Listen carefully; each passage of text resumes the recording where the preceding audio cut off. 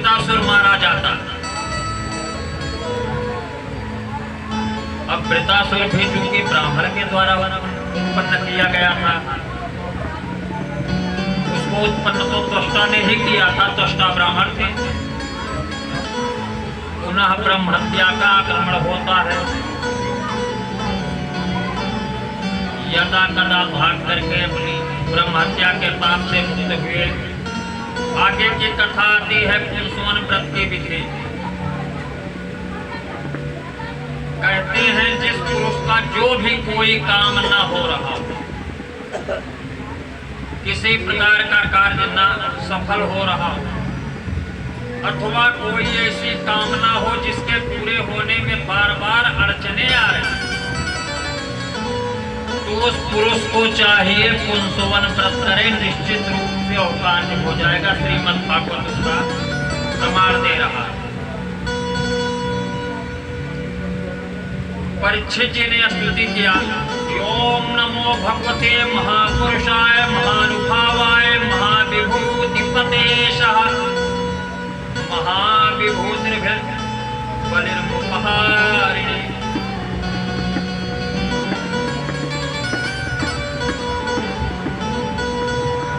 राजा परीक्षित जी सुखदेव जी से कहते हैं कि हे गुरुवर,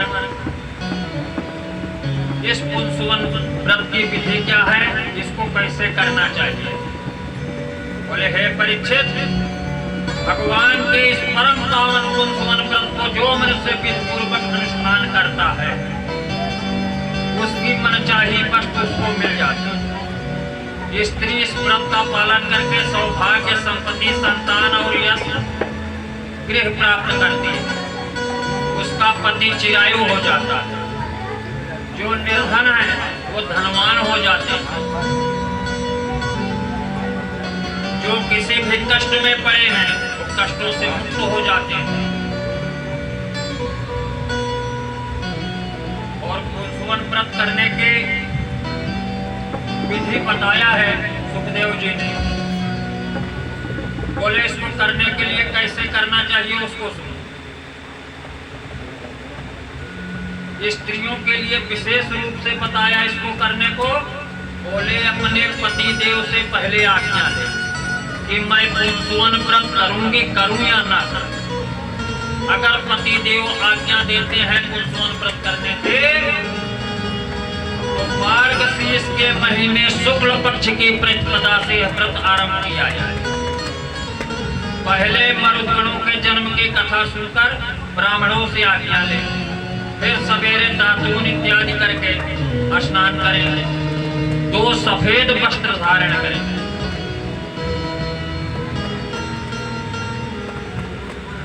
आभूषण हो तो उसको भी पहन लें। प्रातः काल कुछ भी खाने से पहले भगवान लक्ष्मी नारायण की पूजन करें। और पूजन की प्रार्थना इस प्रकार से हो कि हे प्रभु, आप पूर्ण काम हैं, आपको किसी से कुछ लेना नहीं देना नहीं, आप समस्त विभूतियों के स्वामी हो, सकल सिद्धि के स्वरूप हो। मैं आपको बारंबार नमस्कार प्रणाम करता हूं।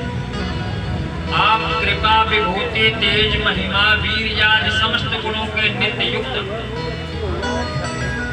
ऐश्वर्यों से नित्य युक्त रहने के कारण आपको भगवान कहते हैं।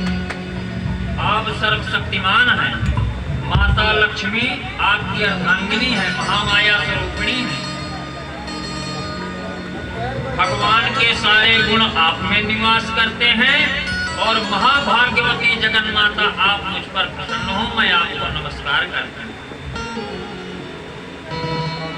इस प्रकार से ओम नमो भगवते महापुरुषाय महानुभावाय महाविभूतिपते सह महाविभूतिर्बाली मुपहारिणी, इस प्रकार के मंत्रों से भगवान को आवाहन, अर्घपाद्य, आचमन, स्नान, वस्त्र, यज्ञोपवीत, आभूषण, गंध, पुष्प, धूप, दीप, नैवेद्य और दक्षिणा, पान, सुपारी इत्यादि सब निवेदित करें।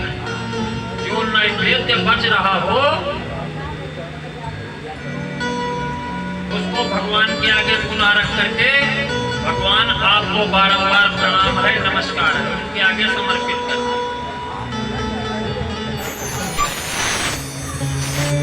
फिर इस स्तोत्र का पाठ करें कि हे लक्ष्मी नारायण, आप दोनों सर्वव्यापक हो, संपूर्ण चराचर जगत के अंतिम कारण हो, आपका और कोई कारण नहीं है। माता लक्ष्मी आपकी माया शक्ति अव्यक्त प्रकृति है, इनका पार पाना बहुत कठिन है। इस प्रकार के मधुर वचनों से बारंबार प्रार्थना करें। सुखदेव जी ने कहा कि हे परीक्षित, भगवान के इस पुंसवन व्रत का जो मनुष्य विधि पूर्वक अनुष्ठान करता है, उसकी मनचाही वस्तु उसको मिल जाती है। हमने तुम्हें पुंसवन व्रत का वर्णन भी सुना दिया। आगे की कथा आती है हिरण्यकशिपु की तपस्या और वर की प्राप्ति।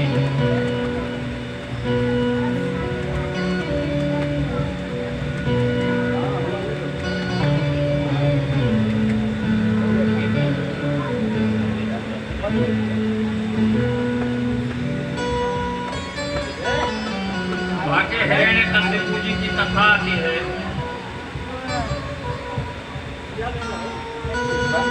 हिरण्यकश्यप ने तप किया है।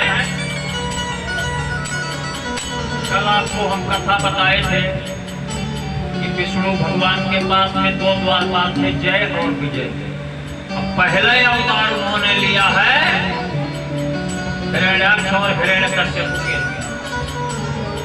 हिरण्याक्ष को तो भगवान बाराह ने निपटा दिया। अब बचा कौन है? हिरण्यकश्यप। आज आप लोग सहयोग दीजिए, आधा घंटा उसको भी निपटा के ही चल जाए।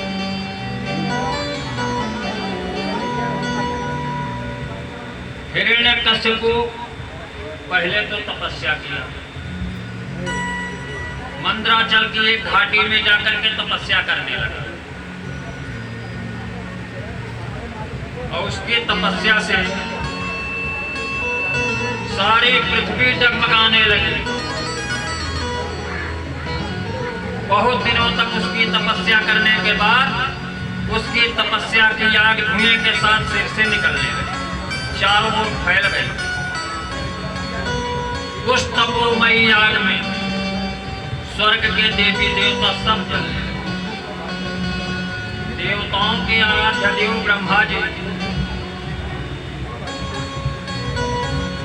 ब्रह्मा जी के सामने सारे देवी देवता पहुंच के कहने लगे कि हे ब्रह्मा जी, यह जो तप कर रहा है अपने तप की अग्नि से हम सबको जला रहा है, इसकी ज्वाला को आप शांत कीजिए। ब्रह्मा जी ने कहा ठीक है, शांत करते हैं। ब्रह्मा जी जाकर के ब्रह्मा का तप कर रहा था। ब्रह्मा जी ने उसको दर्शन दिया। बोले उत्तोष्ठे भद्रम ते तपः सिद्धोषिकार्यप परदोहं मनपा प्राप्तो वेदामीप्सितो परः। बोले हे कश्यप नंदन, हिरण्यकश्यप उठो, तुम्हारा कल्याण हो। तुम्हारी तपस्या सिद्ध हो चुकी है। तुमको जो कुछ वर मांगने की इच्छा हो मांगो।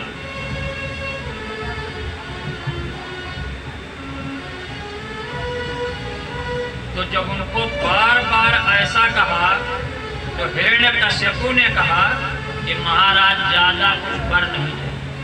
बोले तो बोले एक वर चाहिए क्या? बोले अजर और अमर कर दो। ब्रह्मा जी ने कहा असंभव। बोले क्यों? आपने तो अभी कहा 2 मिनट पहले कि जो इच्छा करी हम मन माही।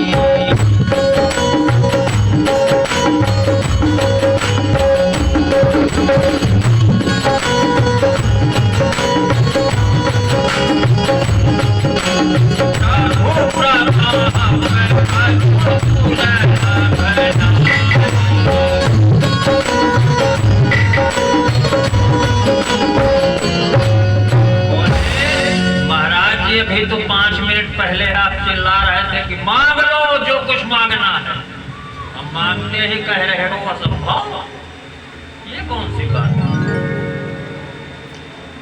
बोले हे हिरण्यकश्यप, जो प्राणी इस धरती पर एक बार भूल से पैदा हो गया वो अजर अमर नहीं हो सकता। अजर तो कर किया जा सकता है लेकिन अमर नहीं किया जा सकता। अगर जन्म लिया है तो आप भी अमर नहीं हो सकते, बदले में आप कोई और वरदान मांगो। तो थोड़ी देर तक अपना माथा खुजलाया हिरण्यकश्यप, दिमाग में उसके कोई बात बैठ गई होगी। शर्मा जी कहते हैं भाई सब दिमाग ही लगाते हैं। उसने कहा महाराज फिर हम एक वरदान नहीं मांगेंगे। बोला तो? बोला हम कई वरदान मांगेंगे। बोला मांग लो। बोला फिर आप वरदान दे दो 12 महीने के अंतर्गत 12 महीने में मेरी मृत्यु ना हो। साल में 12 तो महीना होता है। बोले 12 महीने में मेरी मृत्यु ना हो। ब्रह्मा जी बिना जाने समझे ठोंक दिए मस्तु, एक चीज फाइनल। बोले हमारी मृत्यु ना धरती पर हो ना आसमान में हो। बोले ये मस्तु। बोले हम ना जल में मरे ना थल में मरे। बोले ये मस्तु। बोले ना हम घर में मरे ना बाहर मरे। बोले ये मस्तु।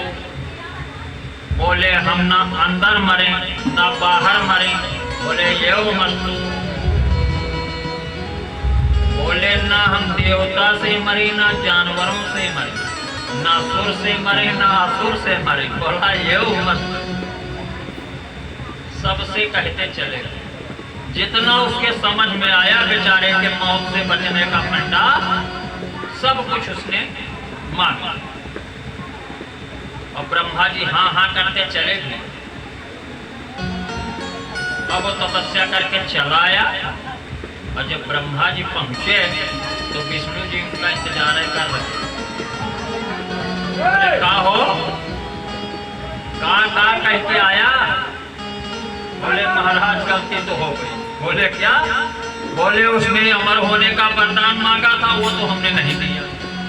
बोले अमर होने का वरदान नहीं दिया, बाकी पूरी तरीके से उसको अमर करके तो चले आए।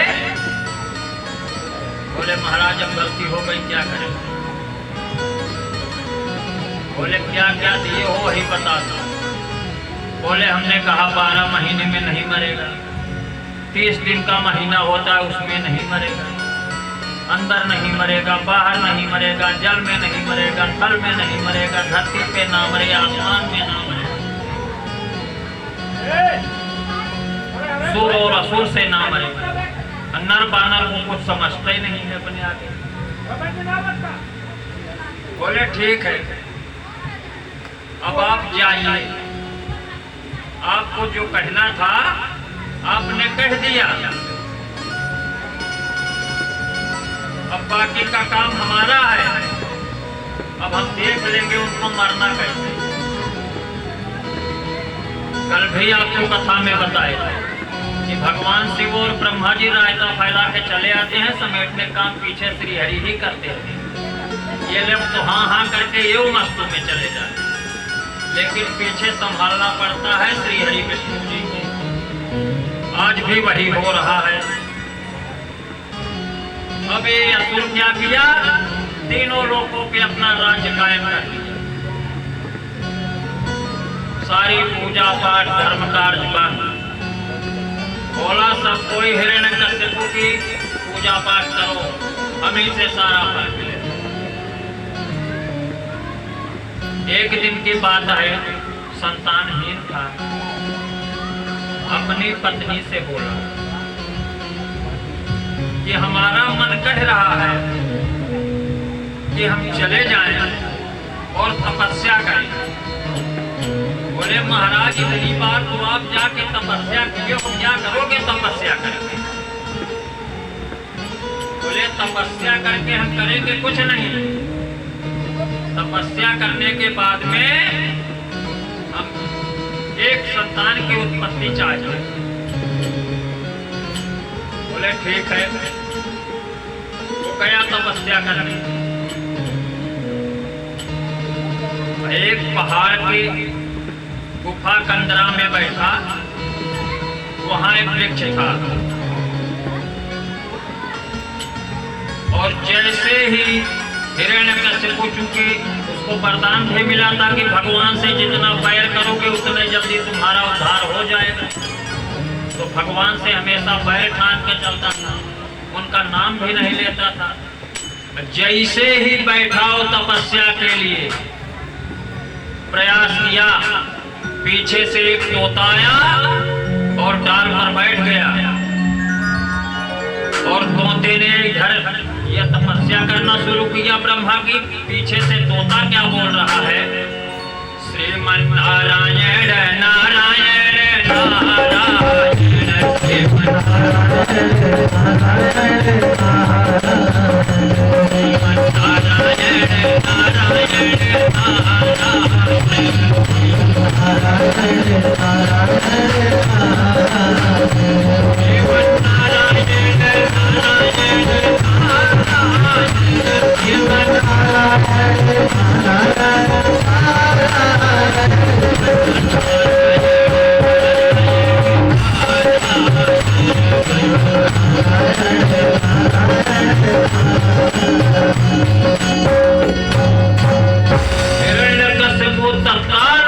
तपस्या करने के लिए जो बैठा दौड़ गया, बोला आज की मुहूर्त ठीक नहीं। बैठते ही दुश्मन का नाम कानों में सुनाई पड़ गया, आज की तिथि मुहूर्त ठीक नहीं था, दूसरे दिन आएंगे। गया अपनी पत्नी से कहा, प्रिय मैं वापस आ गया। उसकी पत्नी ने कहा, स्वामी आप तो तपस्या करने गए थे। बोला गया तो था तपस्या ही करने, लेकिन वहां मेरे साथ एक जबरदस्त घटना घटी। बोले क्या?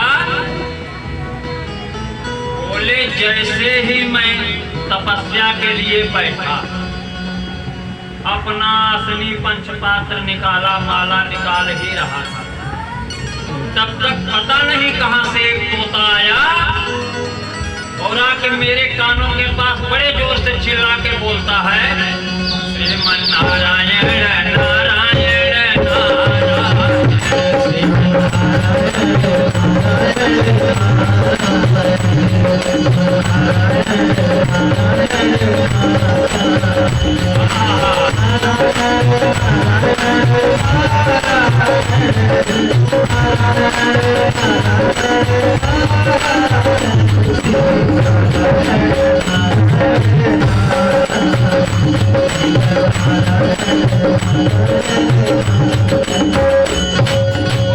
पत्नी ने सुना तो बड़ी भगवत भक्त,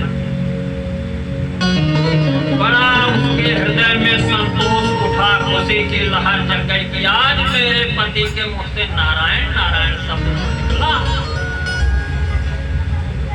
अब एक बार बोलो श्रीमन नारायण नारायण नारायण, 3 बार तो आपने कहा। अब उसकी पत्नी अपनी जुगाड़ लगा रही, अपना दिमाग लगाए थे पर मांगने में, आज पत्नी अपना दिमाग लगा रही, कहती है स्वामी जी मेरी समझ में एक बात नहीं आई। बोले क्या? बोले तोता कैसे बोल सकता है मनुष्य की आवाज? बोले बोला है। बोले लेकिन वो आदमी की आवाज में कैसे बोला? तो टे टे बोलता है। बोले वो मनुष्य के रूप में बोल रहा था, मनुष्य की आवाज में। बोले कैसे बोला? तो फिर से वही बता दिए श्रीमन नारायण। फिर इनसे कहलवाया, ऐसे बार बार पूछते हुए मजाक करते कि तोता कैसे बोला, इनसे 108 बार नारायण नारायण कहलवाया। उसी रात्रि में हिरण्यकश्यप ने पत्नी से समागम किया और उनको गर्भ रहा। अब जब उसको गर्भ रहा तो ये तपस्या करने चला गया। अब की बार तपस्या में कहीं तोता नहीं आया, निर्विघ्न तपस्या करने लगा। और इधर क्या देवताओं ने क्या किया? देवताओं ने सोचा कि समय अच्छा है, हिरण्यकश्यपु नहीं है, अभी तो एक राक्षस से पूरी दुनिया त्राहिमाम कर रही है, एक और पैदा हो जाएगा तो क्या होगा, इसलिए उस गर्भ को ही नष्ट कर दिया जाए। तो ये सब छोटा मोटा टुटपुजिया काम करने के लिए इंद्र जी जाया करते थे, अपना वज्र लेके एकदम वहीं खंड खंड कर देते थे। इंद्र जी चले, लेकिन उसको बचाने वाला भी पहुंच गया। नारद जी बोले, कहाँ इतना जल्दबाजी मचाए हो? बोले, हिरण्यकश्यपु नहीं है, उसके गर्भ का खंडन कर देता हूँ, उसकी पत्नी का जो गर्भ है उसका खंडन कर देते हैं। बोले, खबरदार जो उस गर्भ का खंडन किए। बोले, क्यों? बोले, उसी गर्भ में तो श्री हरि नारायण का अंश आ रहा है, बहुत बड़ा भगवत भक्त आ रहा है। जब इंद्रादि देवताओं ने सुना कि इस बार गर्भ में भगवान का भक्त है, तो समझ उसको भी ले जाकर के नारद जी आश्रम में प्रतिष्ठित कर दिया, जहां कुछ समय बीतने पे प्रहलाद जी का जन्म होता। अब प्रहलाद जी चूंकि समागम के पूर्व श्रीमन नारायण नारायण शब्द सुने हैं, तो भगवान का अंश लेकर उत्पन्न हो रहे हैं। प्रहलाद जी की बुद्धि दैत्य बुद्धि से सर्वथा अलग। जब कुछ बड़े हुए तो हिरण्यकश्यपु ने कहा, अपने गुरु को बुलाया, बोले, इनको ले जाओ पढ़ाओ। तो संड और अमर्क नाम के दो गुरु, दोनों को एक में घसीटा जाए तो कहते हैं संडामर्क। संड और अमर वो ले गए पढ़ाने के। इनको पढ़ाते दैत्य नीति, तो ये उनको बताते थे वेद नीति। इनके ऊपर तो प्रभु की पहले से ही कृपा, और रामचरितमानस भी इसका प्रमाण देता है। कहा, भैया नींद आ रही है, जाके थोड़ी देर सो जाइए।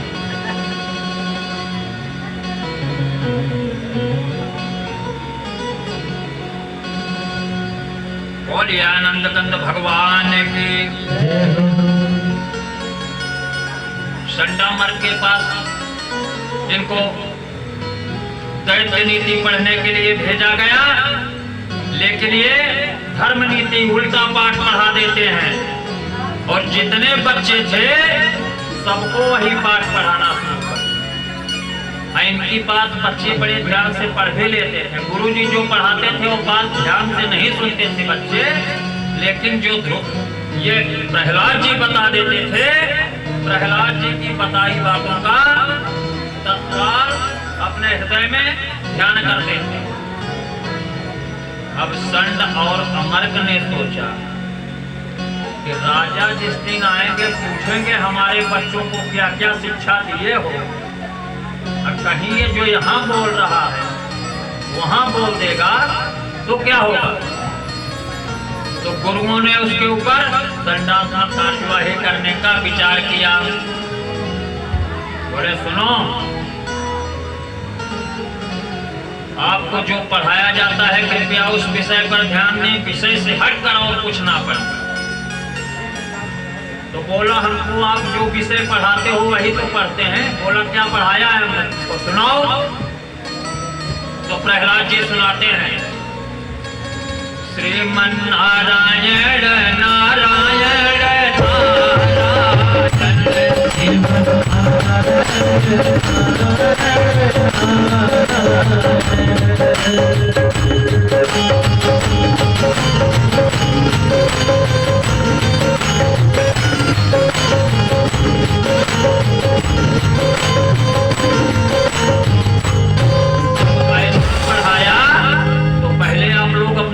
में देखे रहे होंगे, जब प्राइमरी में जाते थे पढ़ने के लिए तो सारे बच्चे हाथ से हाथ पकड़ के गोला लगा के बैठते थे और एक बच्चा बीच में खड़ा होता था, बोलता था एक काई या का जो भी पढ़ाना होता था जोर से चिल्ला के पढ़ाता था, सारे बच्चे चिल्ला के पढ़ते। आज हाथ पकड़ के प्रहलाद जी सबको पकड़े हैं, जिसका हाथ पकड़े उसको तुरंत करंट लगा भक्ति का, और उसने जिसका हाथ पकड़ा उसको भी भक्ति का करंट लगा। 3 मिनट के अंदर पूरे गोले में से सिर्फ एक आवाज एक स्वर में आ रही है, क्या? श्रीमन नारायण नारायण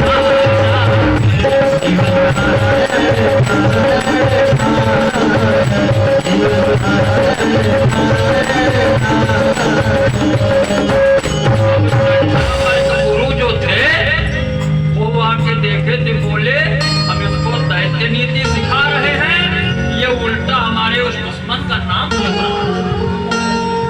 बोले अगर दुश्मन का नाम लोगे तो मारेंगे। बोला मार के दिखाओ। जैसे संतामर्क ने प्रहलाद जी के हाथों पे डंडा रखा तो डंडे से तुरंत करंट प्रवाहित होता है, और गुरुजी भी नाचना शुरू कर दिया। और गुरुजी अपने मुंह से कह रहे हैं श्रीमन नारायण नारायण नारायण।